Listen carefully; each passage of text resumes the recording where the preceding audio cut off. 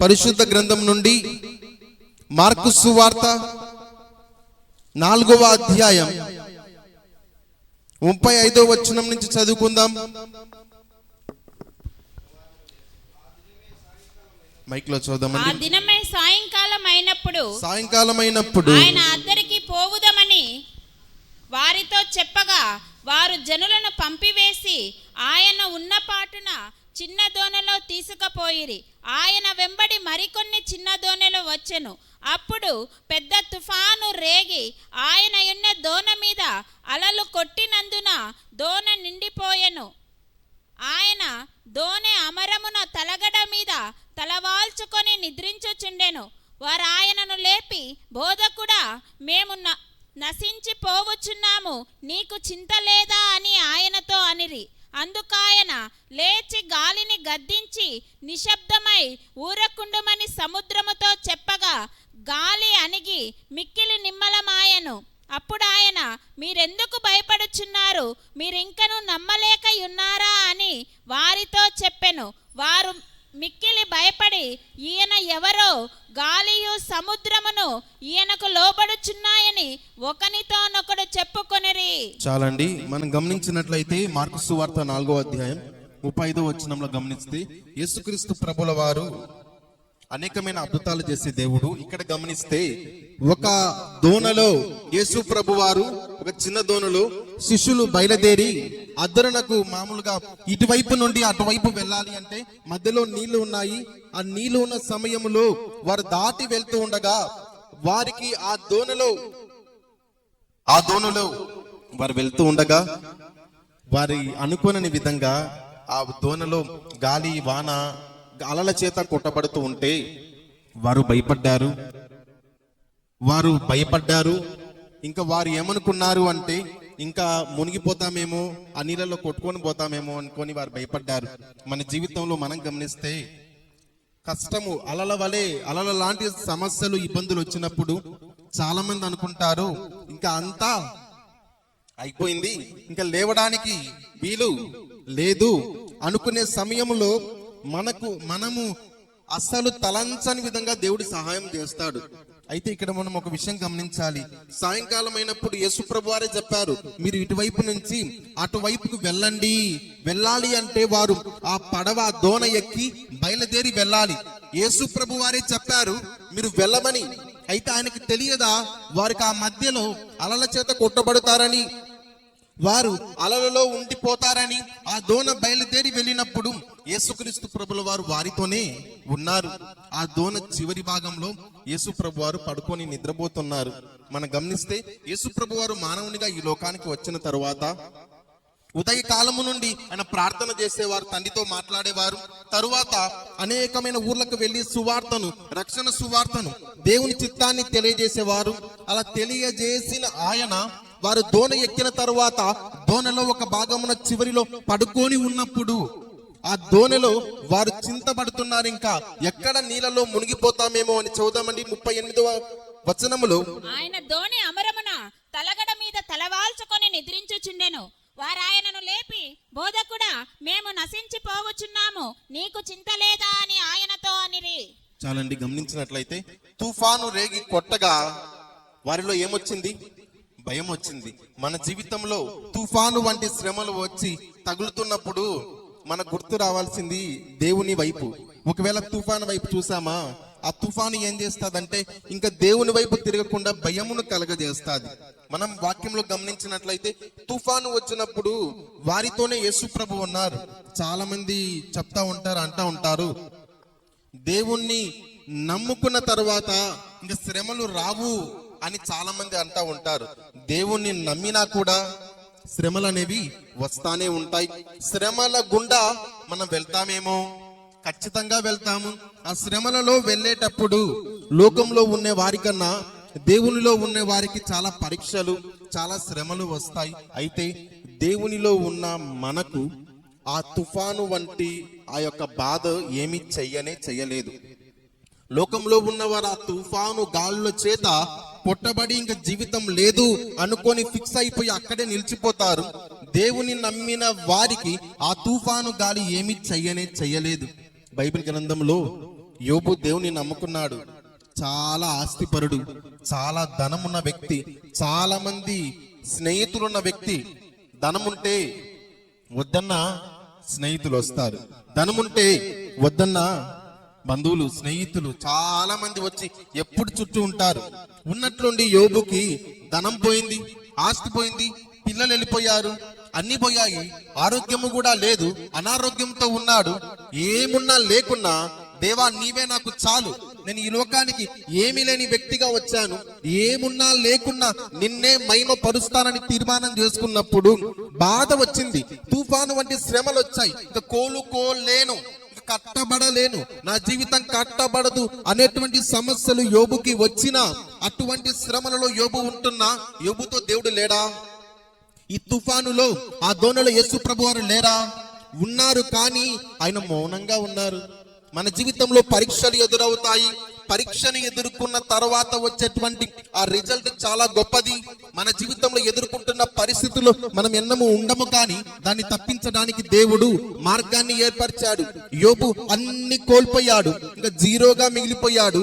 ఆ జీరోగా ఉన్నటువంటి సమయంలో తన భక్తి జీవితాన్ని మాత్రం ఎన్నడూ విడిచిపెట్టకుండా తన భార్య వచ్చి నీవు దేవుణ్ణి దూషించి ఇంకా మరణం అవ్వు అని చెబుతున్నా, ఏమైనా పర్లేదు నేను దేవుణ్ణి దూషించను, ఎందుకు దేవుడా ఈ విధంగా చేశావని చెప్పను అని చెప్పకుండా గట్టి నమ్మకముతో యెహోవా ఇచ్చెను, యెహోవా తీసుకొనెను అని నమ్మకముతో విశ్వాసముతో దేవుని వైపు తిరిగినప్పుడు యోబు ఏమైతే కోల్పోయాడో దానికి రెట్టింపు ఆస్తిని, యోబు ఏమైతే కోల్పోయాడో రెట్టింపు ఘనతను, పిల్లలను పొందుకున్నాడు. కారణం భక్తి జీవితంలో శ్రమలు ఎదురొచ్చినా, తుఫాను వంటి వచ్చినా కూడా దేవుడు సహాయము చేస్తాడు. ఇక్కడ మనం గమనించినట్లయితే చిన్న దోణిలో తీసుకొని పోయిరి, ఆయన వెంబడి మరికొన్ని దోణులు వచ్చును. అప్పుడు పెద్ద తుఫాను రేగి ఆయన ఉన్న దోణ మీద అలలు కొట్టినందున దోణ నిండిపోయాను. ఏమైందంట అండి దోణ? నీళ్లు ఎక్కడ ఉండాలి? మనం ఒకవేళ పడవలో పోవాలంటే ఆ దోణ పడవ కింద ఉండాలి. ఆ నీరు ఆ దోణలోకి, ఆ పడవలోకి వచ్చినట్లయితే దోణ మునిగిపోతుంది. చాలాసార్లు మనం అనుకుంటాం దేవా ఈ సమస్య వద్దు అని అనుకుంటాం, కానీ ఈ దోణలోకి నీళ్లు వచ్చి నింపుతున్నట్టుగా మన జీవితంలో ఊహించని శ్రమలు మన జీవితంలో నిండుతున్నట్టు కనిపించినట్లయితే మనం భయపడనక్కర్లేదు. దేవుడు అనుకున్నట్లయితే, దేవుడు తలుచుకున్నట్లయితే, ఆయన యందు మనం విశ్వాసం ఉంచితే, ఆయన ఒక్క మాట చెబితే చాలు, ఆ నీరులో, ఆ తుఫానులో శ్రమలు రాకుండా వారు రక్షింపబడ్డారు. 39వ వచనం మనం గమనించినట్లయితే అందుకు ఆయన లేచి గాలిని గద్దించి నిశ్శబ్దమై ఊరకుండమని సముద్రముతో చెప్పగా గాలి అణిగి మిక్కిలి నిమ్మలమాయెను. దానికి ముందు 38వ వచనం చదువుదామండి. ఆయన దోణి అమరమున తలగడ మీద తలవాల్చుకొని నిద్రించుచుండెను. వారు ఆయనను లేపి బోధకుడా మేము నశించిపోవచ్చున్నాము, నీకు చింత లేదా అని ఆయనతో అనిరి. చాలండి. వారి దోణిలో వెళ్ళేటప్పుడు వారు అంటున్న మాట, బోధకుడా నీకు చింత లేదా? నీతో పాటు ఉన్నాము, నీతో పాటు తిరిగాము, నీవు 5 రొట్టెలు 2 చేపలను ఇచ్చి పిల్లవాడు ఇచ్చింటే 5,000 మందికి పంచిపెట్టి ఆశీర్వదించావు. కొండ మీద ఉన్న వారు ఎవరికో, వాక్యం వినడానికి వచ్చిన వారు ఎవరికో 5,000 మందికి పంచిపెట్టావే, నీ పక్కనే తిరిగి నీతో ఉన్న మేము దోణలో మునిగిపోతా ఉంటే నీకు చింత లేదా? మనం కొన్నిసార్లు కొంతమంది అడుగుతారు, దేవా మందిరంలో పరిచర్య చేస్తాను, మందిరంలో పాట పాడతాను, విశ్వాసముగా ఉంటాను, ఈ తుఫాను వంటి శ్రమలు నన్నేనా కొట్టవలసినది, ఈ భారము నా మీదేనా ఉండవలసినది అని మనం అనుకుంటున్నామేమో. అయితే వారు కూడా యేసు ప్రభు పడుకొని ఉంటే, బోధకుడా నీకు చింత లేదా? మేము మునిగిపోతున్నాం, కొట్టుకొని పోతామేమో, నీళ్ళలో పడిపోతామేమో, ఇంకా మేము రక్షింపబడలేమేమో అని వారు కంగారుతో, బోధకుడా నెమ్ము, బోధకుడా చింత లేదా అంటే యేసు ప్రభు వారు లేచి గాలిని గర్దించి తుఫానుని ఆపేసి అన్నమాట చదువుదామండి. 40వ వచనములో అందుకు ఆయన లేచి గాలిని గర్దించి నిశ్శబ్దమై ఊరకుండమని సముద్రముతో చెప్పగా. చాలండి. సముద్రంతో ఏం చెప్పాడు? నిశ్శబ్దముగా ఉండు. ఏం చెప్పారండి? శబ్దం అందరం నిశ్శబ్దముగా. ఎవరైనా గట్టిగా అలర్ట్ చేస్తా అంటే నిశ్శబ్దముగా ఉండు అంటే పిల్లలు ఆగిపోయినట్టుగా యేసుక్రీస్తు ప్రభువుల వారు ఆ దోణలో నీళ్ళు నిండేటప్పుడు తుఫానులో ఒక్క మాట సముద్రముతో అన్నాడు, నిశ్శబ్దముగా ఉండు. నీ సమస్యతో నువ్వు చెప్పాలి, ఆగిపో. దేవునికి మహిమ కలుగును గాక. ఎందుకంటే జీవ మరణములు నాలుక వశం. సమస్యతో అనారోగ్యంతో చెప్పండి, ఈ అనారోగ్యమా లయమైపోవును గాక యేసు నామములోనని. ఎందుకు దేవుడు నాలుకనిచ్చాడు అంటే తిట్టడానికి కాదు. ఎందుకు దేవుడు నాలుకనిచ్చాడు అంటే అరవడానికి కాదు. ఎందుకు దేవుడు ఇచ్చాడు అంటే మనము విశ్వాసముతో దేవుని మాటను వినిన మనము పలకడానికి ఒక ముఖ్యమైన కారణం. అందుకే దేవుడు అన్నాడు, జీవము మరణము ఏ వశమంట? నాలుక వశం. ఏదైతే పలుకుతామో అదే జరుగుతుంది. యేసుక్రీస్తు ప్రభువుల వారు ఏమన్నారు సముద్రముతో? నిశ్శబ్దముగా ఉండుము, ఊరకుండుము. తరువాత లేచి గాలిని గద్దించి, చదువుదామండి. ఆయన లేచి గాలిని గద్దించి నిశ్శబ్దమై ఊరకుండమని సముద్రముతో చెప్పగా గాలి అణిగి మిక్కిలి నిమ్మలమాయెను. ఆమేన్. అంతవరకు ఒక గోల. ఏ గోల అండి?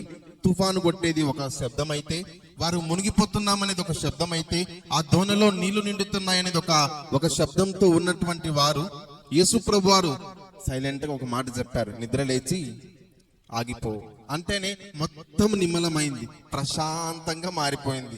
గందరగోళమైన పరిస్థితి నుండి ప్రశాంతకరమైనటువంటి అనుభవంలోకి వెళ్ళిన తర్వాత 40వ వచనంలో ఆయన అన్నాడు, అందుకాయన మీరెందుకు భయపడుచున్నారు, మీరింకను నమ్మిక లేక ఉన్నారా అని వారితో చెప్పెను. చాలండి, మీరింకను నమ్మిక లేకున్నారా? వారు అనుకుని ఉండొచ్చు, మీతో ఉన్నామయ్యా, మీతో మేము తిరిగాము, కొండ మీద ప్రసంగం అప్పుడు ఉన్నాము, అప్పుడు అంతమందికి సహాయం చేశారని వారు అనుకొని ఉండొచ్చు.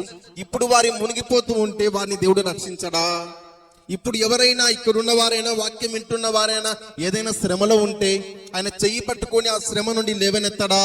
ఇక్కడ యేసు ప్రభు వారు అంటున్నారు, నమ్మిక లేక ఉన్నారా? ఎన్నో అద్భుతాలు చేశాను కదా, నమ్మిక లేకున్నారా? ఈ దినమున వాక్యం వింటున్న మనము నమ్మిక లేకుండా ఉన్నామా? దేవుని వాక్యం యందు నమ్మిక ఉంచి ఉన్నామా? పరిస్థితి ఏదైనా నమ్మిక ఉంచాలని ప్రభువారు సెలవిస్తున్నారు. ఆయన అన్నారు, వారు మిక్కిలి భయపడి ఆయన ఎవరో గాలియు సముద్రమును ఈయనకు లోబడుచున్నవని ఒకనితో ఒకడు చెప్పుకొనిరి. ఆయన సమస్తమును నిర్మూలం సైలెంట్ గా చేసి వారితో చెప్పిన మాట, మీరు నమ్మిక లేకున్నారు, అయితే ఎందుకు భయపడుతున్నారు? మిమ్మల్ని విడిచిపెట్టేవాడనా? ఈ దినమున వాక్యం వింటున్న మనము, మన దేవుడు విడిచిపెట్టే దేవుడు కాదు. తుఫాను వంటి శ్రమలు వచ్చి కొట్టినా వారు పడిపోయారా? వారు మునిగిపోయారా? వారు దానిలోనే ఉండిపోయి ఇంకా లేకపోయారా? ఇంకా అసలు వారికి జీవితం లేదా? దేవుడు మునిగిపోయే స్థితి నుండి చక్కగా జీవించే స్థితిలోనికి నడిపించాడు. ఫెయిత్ డాగ్ అనేటువంటి ఒక కుక్క ఉండేది. అయితే ఆ డాగ్ పుట్టగానే దానికి 2 కాళ్ళు లేవు, 4 కాళ్ళల్లో 2 కాళ్ళతో మాత్రం పుట్టినది అది. అలా పుట్టిన తరువాత అందరూ వచ్చి విచిత్రంగా దాన్ని చూసి, ఇంకా ఏంటి ఇది, ఇంకా దీన్ని బయట రోడ్డు మీద వదిలేద్దామని ఎవరో వదిలేసి వెళ్ళారు. ఇంకా ఆ కుక్క పిల్లని ఎవ్వరు పట్టించుకోలేదు. ఒక క్రైస్తవుడు చూసి, అయ్యో ఈ యొక్క కుక్కకు 4 కాళ్ళు ఉండవలసినది 2 ఉన్నాయి అని దానిని తీసుకొని పెంచి పెద్ద చేసి, మనిషి ఏ విధంగా నడుస్తాడో ఆ డాగ్ను కూడా నడుచుటకు నేర్పించాడు. నేర్పించడాన్ని బట్టి అది నడవడం ప్రారంభించింది, సేమ్ మనిషి నడిచినట్టుగా. అంతకు ముందు అది నడవలేక పడిపోయే స్థితి నుండి మనిషి వలె నడుచుటకు అది ప్రారంభించినది. మనం యూట్యూబ్ లోకి వెళ్ళి ఫెయిత్ డాగ్ అని కొడితే అది మనిషిలాగా నడిచేది మనకు కనబడతాది. అంటే ఒక యజమానుడి మాట విని ఆ నడవలేని స్థితి నుండి నడుచుట ప్రారంభించి, ఒక డాగ్, ఒక కుక్క కొత్త నడకను నేర్చుకున్నది. ఆ నడకను నేర్చుకున్న తరువాత ఆ కుక్క తన యజమానికి ఘనత తెచ్చింది. ఏ విధంగా అంటే, ఒక కుక్క నడుస్తా ఉంది మనిషిలాగాని, పెద్ద పెద్ద మీటింగ్స్ ని పెట్టి ఆ డాగ్ తో ఒక ప్రేక్షకులందరినీ పిలిపించి నడిపిస్తూ ఉంటే అందరూ చప్పట్లు కొడుతున్నారు. ఒక యజమానుని మాట విని ఒక కుక్క కాళ్ళు లేకుండా నడవడం ప్రారంభించింది. మన జీవితంలో పరిస్థితి ఏదైనా మనము జీవము కలిగిన దేవుని మాటను విని నడచడం మనం ప్రారంభించాలి, పరిగెత్తడం ప్రారంభించాలి. శ్రమలో ఎన్ని ఆటంకములు వచ్చినా ఆటంకములు తగిలి పడిపోతున్నట్టు ఉన్నా మనము దేవుని వైపు చూసి నడుస్తున్నప్పుడు అనేకమైన విజయాలను పొందుకుంటాం. సముద్రం మన మాట వినకపోవచ్చు, వింటాదా? అయితే యేసు ప్రభును నమ్మి ఈ ఆటంకము తొలగిపో అని ప్రార్థన చేస్తే దేవుడు గొప్ప కార్యం చేస్తాడు. ఈరోజు 3వ అద్భుతాన్ని మనం విన్నాం. ఈ విధంగా ప్రతిరోజు ఒక అద్భుతాన్ని వినబోతున్నాం. మనం ఇంటి దగ్గరికి వెళ్ళి క్షుణ్ణంగా ఆ వాక్యాన్ని చదివి ధ్యానించినట్లయితే ఇంకా గొప్ప విశ్వాసంతో మన జీవిత యాత్రలో ముందుకు కొనసాగుతాం.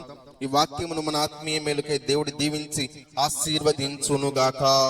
ఆమేన్.